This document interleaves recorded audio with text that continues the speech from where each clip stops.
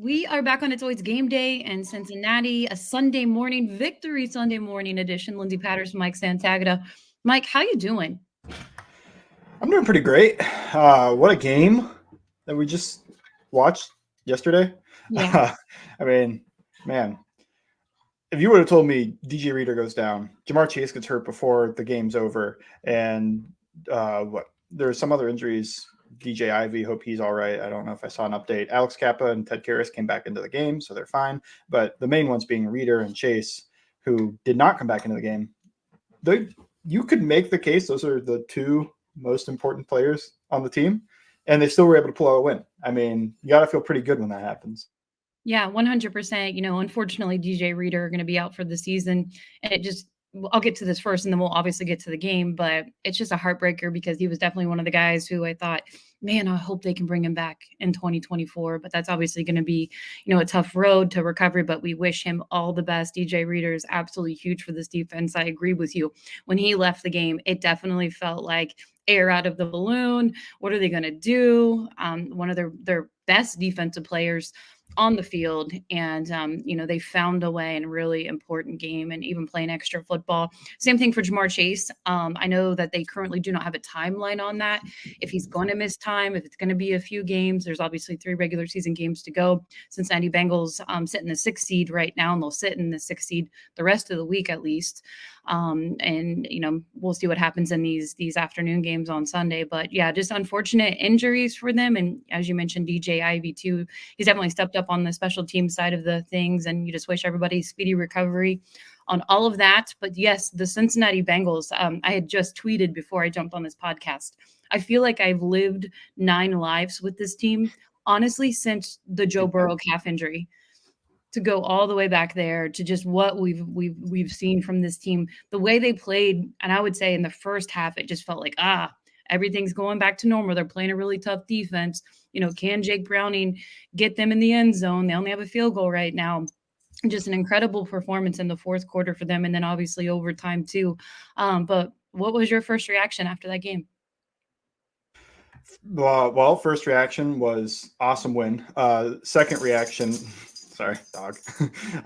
Second reaction was, I think, like, man, what a game. I feel like the story of the game to me, at least on offense, was T. Higgins, because he really struggled. I don't think he caught a pass in that first half. He dropped one, and then he got the other one that ruled a drop, so probably a drop. Close. Probably hit the ground a little too much. The ball hit the ground a little too much. But yeah, first thought was that. Second thought was T. Higgins, because he came back and he caught a touchdown, and then he caught that amazing second touchdown. I mean, that play to get both feet down, it felt like he kind of like got feet down, looked, and then went and turned and extended. It wasn't like he caught it and immediately extended. He kind of caught it, secured it, and then reached over and extended, which, man, I'm not over. I mean, he might have the best body control in the league. It's just, I don't know too many guys are able to do that. And maybe I'm thinking that a little bit because of the length of it, like his arms, and he's so tall and his arms are so long that it looks crazy. But that is such a insane catch, to make that contested catch over a guy and then to make that turn, pivot, and score with 20 seconds left or something. That's insane. And then Jake Browning was the other one. It's just, I don't think he played well to start the game. Mm-mm. And I don't think he really played well until he threw that interception, which was a terrible throw. I mean, it made no sense. The concept they're running there is called, I think it was CO Bow, which essentially is you got a corner route and something to hold the flat defender. And you read that if the corner goes with the flat, throw the corner route. The corner just kept sinking, and Browning, he just kept looking at it. It's like, move on. But he threw a pick. If he moved to his second read, which is the in route from Higgins, wide open, like nobody within 10 yards of the guy. But it happens, like you, as a quarterback, sometimes you end up a little bit stuck on a read. This happens with Josh Allen all the time. I mean, it's actually, I think, maybe the same concept that Allen threw, because it's that high-low on the outside. He just kind of like stares at, I want to throw that corner. And he threw it right to Cam Taylor-Britt. So terrible throw, but then he turned around, and I thought he was good after that, which that's what you need. You need a good performance from the backup, and he had to do a lot of drop back stuff. They weren't able to run the ball super efficiently. Mixon was. Chase Brown, he was the boom bust, and it was more bust than boom at running the ball in that game. But Mixon kept them ahead of the chains. But then when you start falling behind and you have all the issues, the run game kind of goes away. But they showed through adversity that they're able to overcome that. And look, only one team of the past, I think, 8 have scored 20 points against the Vikings. Bengals almost scored 30. Yeah, I think that's what's impressive. You look at this defense, and it was going to be the toughest defense that Jake Browning faced. And I agree with you in the first half. And the majority of the game, you could honestly say 3/4, Jake Browning didn't play very well. And I thought when he threw that interception, the game was completely over. I was like, yeah, they're just not going to be able to get in the end zone today. Vikings are going to be able to take this one. It looks sloppy overall offensively. But I agree with you. You have a guy like T. Higgins, who Troy Walters told him when Jamar Chase went out, you need to go out there and be the alpha. And this is obviously a huge year for T. Higgins and, his future in Cincinnati to be determined. But I hate even thinking about that right now because I feel like we spend all offseason talking about the contract extension. And for T. Higgins to be able to get in the end zone twice, to step up like he did after what I thought in the first half, I'll be completely honest with you, thought it was a catch, but obviously seeing the review of it, it wasn't a catch. That was a good call by the officials.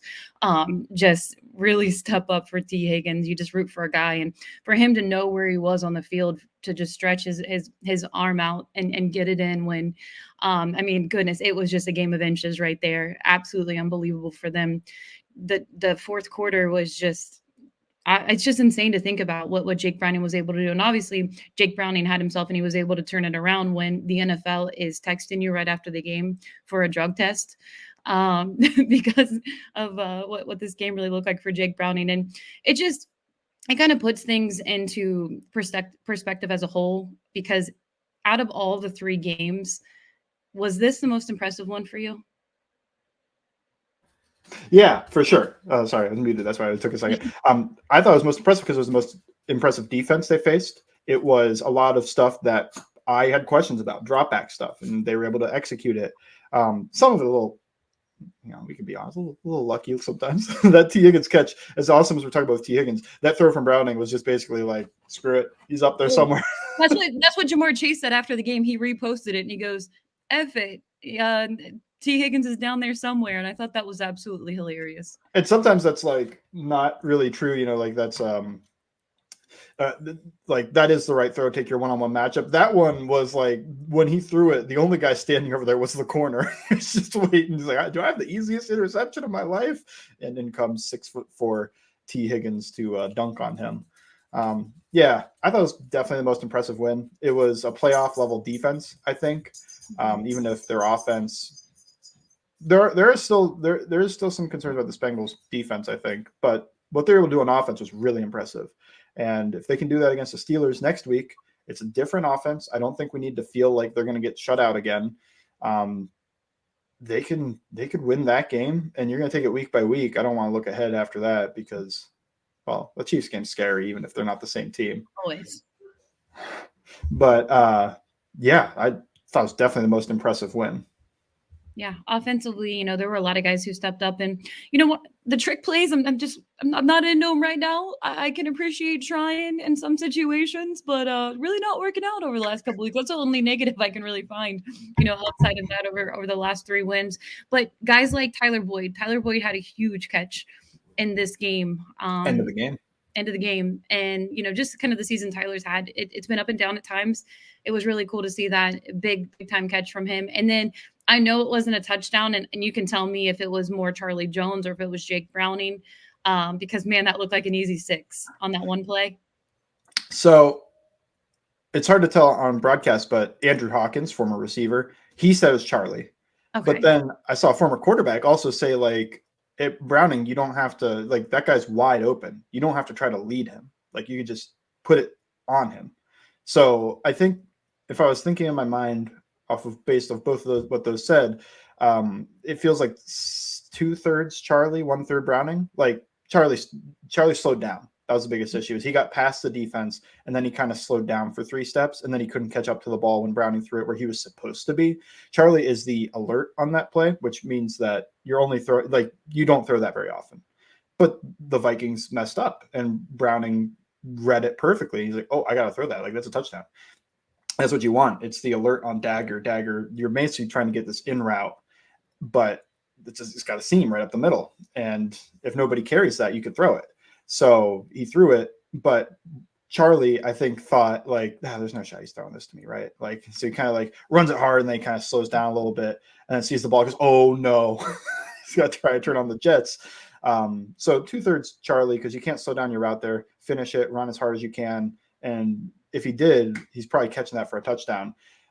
But also 1/3 of it on Browning, just in terms of like, hey, I know that a lot of times you want to put that ball perfectly, not slow a receiver down, get him into the end zone. He was so far beyond the defense that you could just make sure that that ball gets to him. And it's both. It's both. I mean, it's a sad part of it.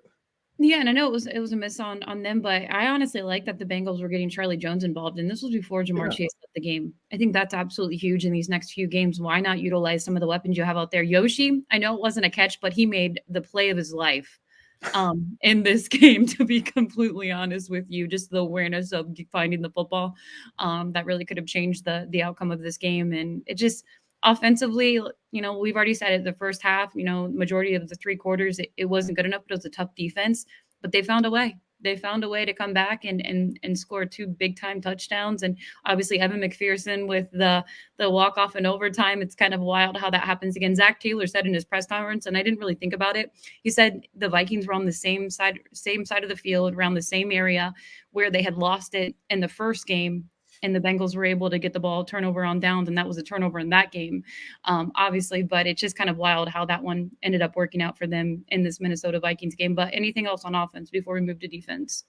I feel like the offensive line played pretty well. Mm-hmm. Yeah, Browning ran himself into pressure. That was the only pressure I really saw, and that's against a team that really challenged them, I think. I'm not sure they did as much in this game as I thought they might. Like, I thought they were going to do a whole bunch of like pressures and twists and stunts, and maybe they did, and the Bengals just picked it up. I didn't notice it. But yeah, they kept him pretty clean. The big hit Browning took was all on him. Like, he rolls left and then sees like, they're containing me on this side. Why don't I just try to reverse field? Well, that's why you don't. Like, that's a very painful way to learn that lesson. Just gets absolutely plastered by Danielle Hunter. But yeah, I thought the offensive line was pretty good, and they were getting banged up a little bit in the game. Thinking of Alex Kappa limping off, Ted Karras, I think, got a little hurt, but they both stayed in the game. Offensive line dudes are tough, they're strong. That's what they pride themselves on, and able to finish that game.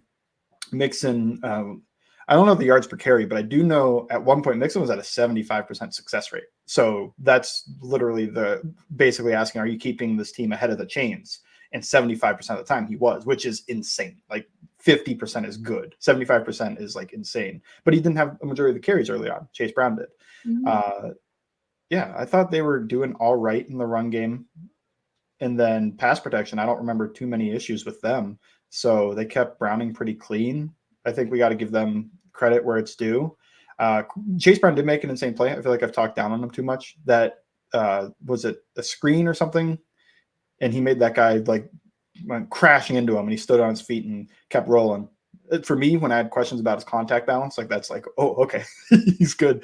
And then the other end was Mixon catching that one in the flat and then tripping over himself. I was like, that's the bad end of the contact balance thing. I feel like he's lost it a little bit there. He's still a good player. I feel like somebody might clip that out and say like Mixon's lost it. I was like, that's what I'm saying. He's still a good player. I wanted him to get more carries in this game because I thought he was the one that was keeping them ahead of the chains, keeping the team going. They weren't getting the 2nd and 9, 2nd and 10, which they did run the ball one time, 2nd and 10 too, which I was asking, is Zac Taylor going to run the ball in 2nd and 10? They didn't run the ball a ton in this game, especially early, but he was willing to run the ball, protect his team a little bit. Yeah, when you fall behind, you just end up passing a lot. So I think that's everything on offense. Tanner Hudson made a lot of catches in this game from what I remember. I haven't looked at the stat line. Just felt like a lot of times there was 87 catching the ball, turning upfield. Mitch Wilcox also had a catch. So I was like, hey, he's getting involved.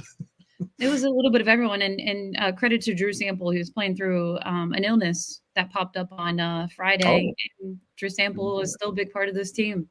He's definitely a piece that I think would be important to bring back in 2024. But there's still football to be played because the Cincinnati Bengals are 8-6 on the season, sitting in the 6th seed all weekend long. They actually have a full week off. unlike what it has been over the last few weeks with some of their short weeks playing on Monday Night Football, then back on Sunday, and then obviously the Saturday game, and they'll play Saturday next week. So we'll hear more when it comes to injury updates when they get back on Tuesday. I know Zac Taylor will talk to the media today, but let's focus on the defensive side of the ball. As we mentioned earlier, DJ Reader leaves the game, and I'll be completely honest with you, I was absolutely terrified of what that was going to look like. I'm so bummed for DJ Reader because of the injury, just him as a human and what he's been able to do for the Cincinnati Bengals team since they signed him in free agency. So I'm wishing him a really speedy recovery. But on the defensive side of the ball, what were some of your takeaways? Oh, man. So much defensive line stuff, right? So we have DJ Reader. I mean, was that the first drive that he got hurt on? It was early. It was real. It was first quarter for sure. And then the Vikings were able to run the ball quite a bit early on. But like we talked about with T. Higgins and resilience and fighting through adversity, when it came down to it, the Bengals defense tightened up. But 3rd and 1, stop. 4th and 1, quarterback sneak without DJ Reader. Like your guy, the plug up the center, stopped him and got the ball back in overtime. So I was worried because I was like, oh, man, the run defense is already not very good. Now Reader's leaving. He's their best run defender. And it showed up at first. But they were able to overcome it. What I saw them do a little bit was some movement stuff. They would spike the end a few times, which means that the defensive end is outside the tackle. And on the snap, he's basically going to shoot inside the tackle and just mess up whatever they're trying to do. That happened a few times. It worked. They brought some run blitzes. Think Mike Hilton on that tackle for a loss. You kind of got to get a little funky to defend the run when your nose tackle's out. You know, you got to move some stuff. You can't just try to play straight up because now you're at a disadvantage. And they didn't, and they were smart, and they worked around it. I hope DJ Reader's – that sucks so much to happen at the end of your contract year. Mm-hmm. Just like, what's he going to get in the open market now?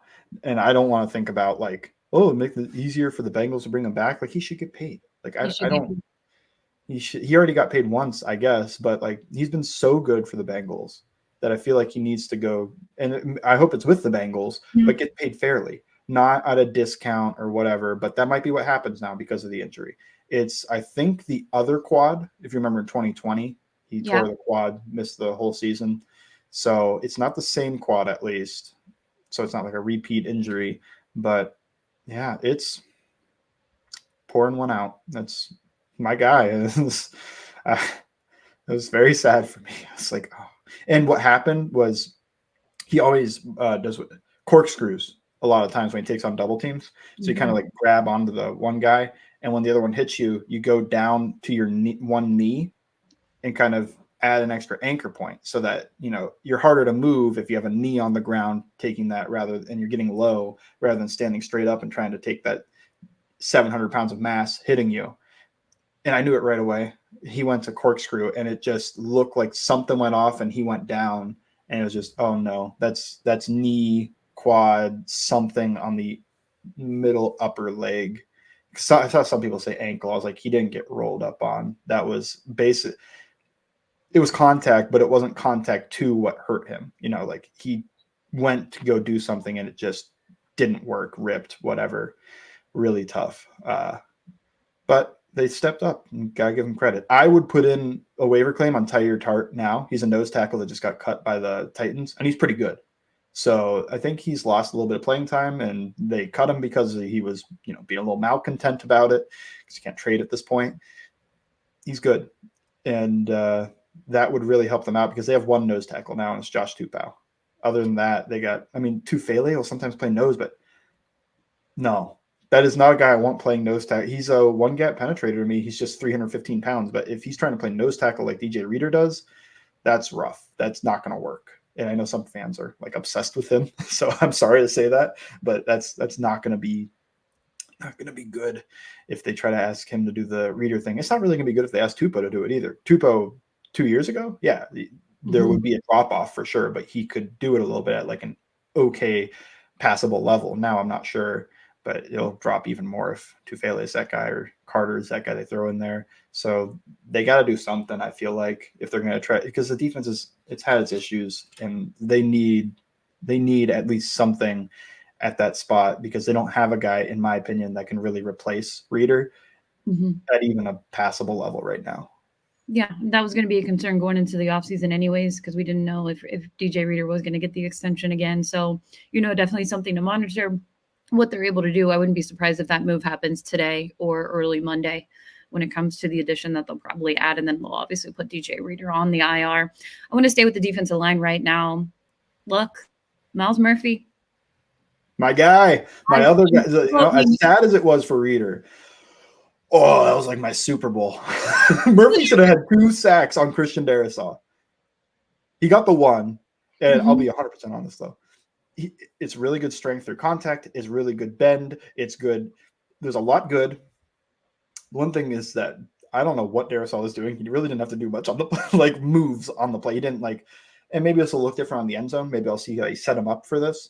But when I first looked at it, I was like, oh, he kind of just ran around him, which is fine. But I was like, that's fine.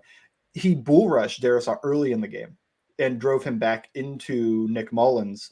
But he's disengaged, and I don't know what happened, but he couldn't get. I think Darrisaw kind of gave a little hold.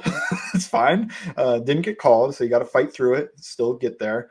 I'm not one to complain about holding calls, but they happen all the time. Just couldn't finish it. He almost had 2 sacks on a guy I think is probably a top 10 left tackle in the league.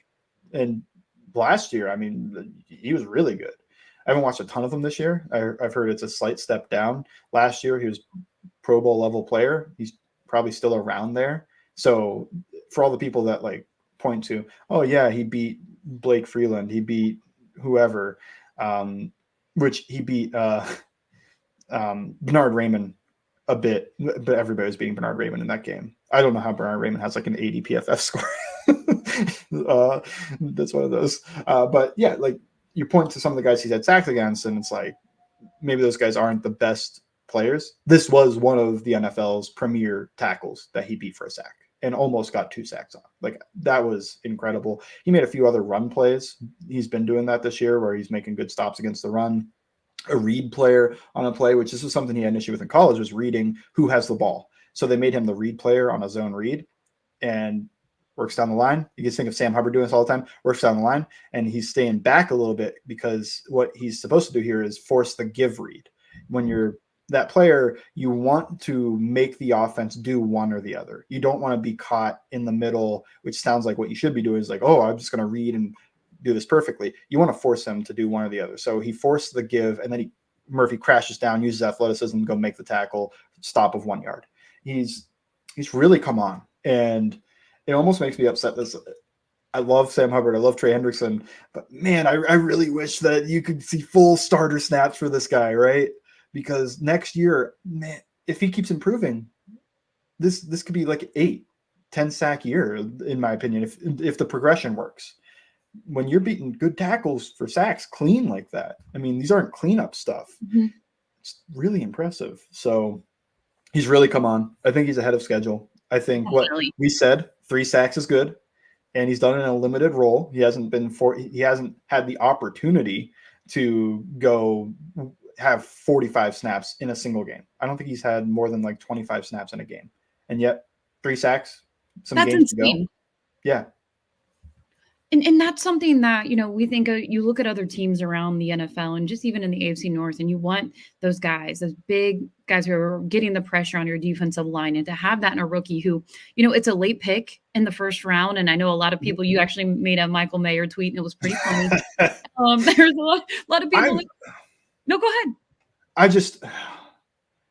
It's so frustrating because I think people don't realize that when there's, you're just sending a tweet, you're just piling on. These players are people, and I know they probably see this stuff. So you want to be smart, you want to be right, you want to be, oh yeah, I wanted Michael Mayer, and that it's so you call Murphy a bust because he didn't have a sack in the preseason. You call him a bust because he's playing 10 snaps early in the season. It's grow up, man. It's not more important that you're right than it is for a player to be good for the team you're supporting. That's the craziest part to me. It feels like so many people were more interested in being right than they were in the player being good. yeah, like Murphy's a guy I support. If they took a guy I didn't love in the first round, I'm not going to call him a bust. What, in the first week of his career? Like, That's so be lazy. realistic. Like, It's so lazy. I know so many people wanted Mayer because he's the hometown guy. People are going to change it to Laporta because Laporta's look like little Travis Kelce out there. But I know from my mentions, there's a few people that wanted Laporta in the first round. But I know from my mentions, everybody wanted Mayer. And Murphy's been better than Mayer. Let's be real. 3 sacks. What Mayer has 1 touchdown. If we're going to compare sacks to touchdowns, like Murphy's been better. I think Murphy's been a better rookie than Michael Mayer. And Michael Mayer's been a good player. Like, I'm not trying to discredit him. I think the Bengals made the right pick. And it's hard to find those defensive ends And I'll that say can this. be a star like that. Yeah, and I was on that Michael Mayer train during the draft. I was like, yeah, get him, hometown For guys. sure. And if they took Mayer, I would be fully supportive. I'd be like, hey, look, he's blocking well. He's got a touchdown. He's going to be used more. Tight ends take time to develop. But when I'm looking, like, Murphy's supposed to take time to develop, he's developing. He's moving along pretty fast. Yeah, and for Lou and this defense, they don't put rookies out there unless they have to, or they feel that they are the better player. And look what we're seeing this year: Jordan Battle, DJ Turner, and obviously I know Cam Taylor-Britt's injured right now, but he could come back after the Pittsburgh game. And you have a guy like Myles Murphy. This is absolutely huge because the Cincinnati Bengals, when you think of the contracts, a majority of that money is going to go to the offensive side of the ball to be able to hit on your draft picks on defense when you just don't know what's going to happen after you draft a player. It's absolutely incredible. And I know it's only one season right now. There's still 3 regular season games to go, but I am so impressed with the defensive stars and rookies on this club right now. And I think this is awesome for the Cincinnati Bengals defense just going forward. But yeah, Myles Murphy, it's been absolutely incredible to see, as you said, on limited snaps, what the future holds. Trey Hendrickson is, there's a possibility that Trey Hendrickson gets 20 sacks in regular season. You're not wrong. That's I mean, pretty crazy. And we'll flip sides to him right now. It was 1.5 sacks for Trey Hendrickson yesterday. Yeah. I really want to talk about the one. So, on one of those, I think he just beat Darisaw as well. Like, that's impressive. Like, I talked about how impressive with Murphy. It's obviously really impressive with Hendrickson too. And then I think both plays he beat Darisaw, but the one was this really cool pressure. And what they did, and it's fun that the Bengals beat the Vikings for a sack with a blitz. And I'm not sure that the Vikings, who are the blitz team, really got the Bengals with their blitzes as much. So what they did here was they lined up 6 guys across the offensive line. And the Vikings have their 5 offensive linemen, and then they put CJ Ham. They're kind of doing what the Bengals do with Drew Sample on 3rd and medium, 3rd and long. They had CJ Ham in there, their fullback. So they're not going to run the ball here. And that guy is not going to be fast to the flat. Like, you really got to worry. So what they do is I'll talk about what the Vikings have to do here is go 6 for 6, right? Like, you've got 6 guys to protect against the 6 guys the Bengals are presenting. So usually you're going to slide the offensive line away from the back. That makes the read clear for that back. Like, I've got the will or something here, and they know who he is. So the center is going to slide to the mic. He's got the will, and the other 2 are going to be picked up by the left guard, left tackle. What the Bengals did was they presented those 6, and then right before the snap, Nick Scott, hero of this play, and I'll talk about it a little bit more, he comes flying down and he times it up almost perfectly. Now you have 7 for 6, right? So that's too many for the Vikings to handle. But even more, they're bringing it to the side of the back. So when you do that, now the back has a 2 for 1. Do I take the safety or do I take the linebacker? They don't have enough guys to pick that up, and they can't change the protection because the clock's running out. So even further, Lou drops 2 guys to the side of the slide because they knew the Vikings would slide towards those guys. So instead of wasting them, he puts them into coverage. And then, so now you've got 3 offensive linemen working to the right side.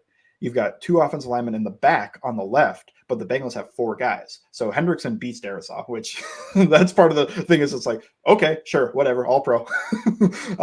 But then the defensive tackle is going to occupy that left guard. And now CJ Ham has a 2 for 1. And he knocks Nick Scott out, which this is why it's such a thankless job to be the safety, run down there and just go get knocked out. Jermaine Pratt goes and makes the sack. Everybody's praising Jermaine Pratt, and people are even making fun of Scott. But it's what a team player to just go run out there, go get knocked out so your teammate gets a sack. And I think that's such an example of being like such a team player, such a dude. I think I think this limited role for Scott has really made him play a lot better. He's not needed to be as reliable, which has been the biggest issue with some of the reliability, but he's been a good blitzer. And I feel like some people are going to mark that as like a negative one. Like, hey, don't get pancaked by the running back. My thought on that is he moved the running back out of the way. And that is like the ultimate team player. Like, I don't want to go get knocked out by a fullback. I don't want to go run out there, get knocked out by a fullback. Everybody else gets the sack, but somebody's got to do it. And he did. So wanted to give a quick shout out on that play. I know we were talking about Trey Hendrickson, and yes, he's incredible, and he made an awesome play there as well. But the design of that was so cool. And then shout out Nick Scott for being the guy to just go get knocked out, so Jermaine Pratt can get a sack. I'm so sad. Speaking of kind of going to Pratt right now, I'm so sad that pick six didn't count. Oh, and it's a weak call on Hendrickson there. I think it was correct, but it's really weak. So the Vikings all day we're doing so many breakdowns right now. The Vikings all day. Yeah, the Vikings all day were doing the silent count of head down, and once the head comes up, he snaps the ball. And what they did there was smart. He went head down, head up, waited like a millisecond, and then snapped the ball. But Hendrickson is anticipating, timing, and once he sees the head go up, all day they've been snapping the ball right when the head goes up. So he jumps right when the head goes up, and that millisecond time and then snap got it. And I don't even know if he 100% was offsides. I think his helmet was, but the official seeing him move before the ball moves is sometimes they're just going to throw the flag right out because it looks like you're offsides, looks like you jumped early. And credit to the Vikings for pulling that out in that moment, but it had no effect on the play. Had no effect. Jermaine Pratt should have had a pick six. Same time, I'm facing my fiance in the fantasy playoffs, and she had the Bengals defense. So that would have been 8 points against me. That's insane. So selfishly, they won. I'm happy. I'm sad for Pratt. I'm a little happy for myself. And it didn't impact the game, It didn't matter. That's right. It mattered. So they still won the game. But yeah, just the defense, great effort by them. Obviously, we'll look to the Pittsburgh game later this week, and we'll have more of a breakdown on Tuesday's podcast. But is there anything else you would like to say about this game before we wrap it up? It might have been the roughest game of DJ Turner's young career so far. I think he got picked on a little bit. I think that the linebacker Wilson, I think, and the safeties also got picked on a little bit. But they all turned it around and they all made plays. Turner, the length showed up. And I talked about this when I first wrote about him. And I think when we talked about him after they took him was he's got short arms. He's got short arms for being a corner.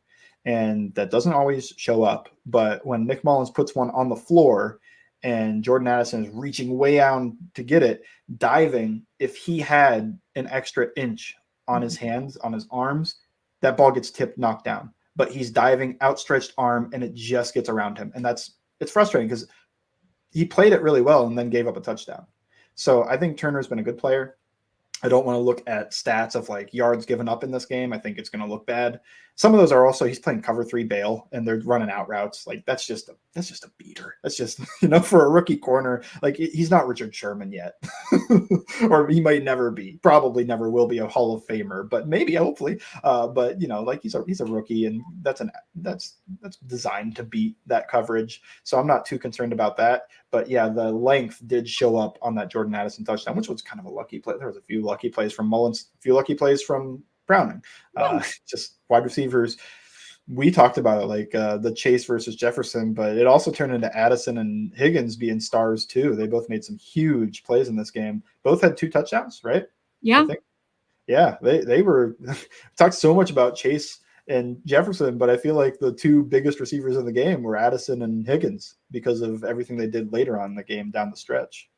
One last thing I do want to say. I thought it was really cool that Justin Jefferson was wearing the Joe Burrow, Jamar Chase, and Justin Jefferson sweatshirt. That did not help. That did not help all the conspiracies out there that Justin Jefferson is going to be a Cincinnati Bengal. And then him in the Joe Burrow and Justin Jefferson post-game photo. There's going to be a lot of people out there. They're going to buy into how does the Cincinnati Bengals make this happen? But I thought that was really cool. And then obviously, being able to stop them even with their best player, one of the top receivers, if not the best wide receiver in the NFL, even though Jamar Chase said that he's number 1. It was really fun to see. Like I said, it was one of the most impressive wins.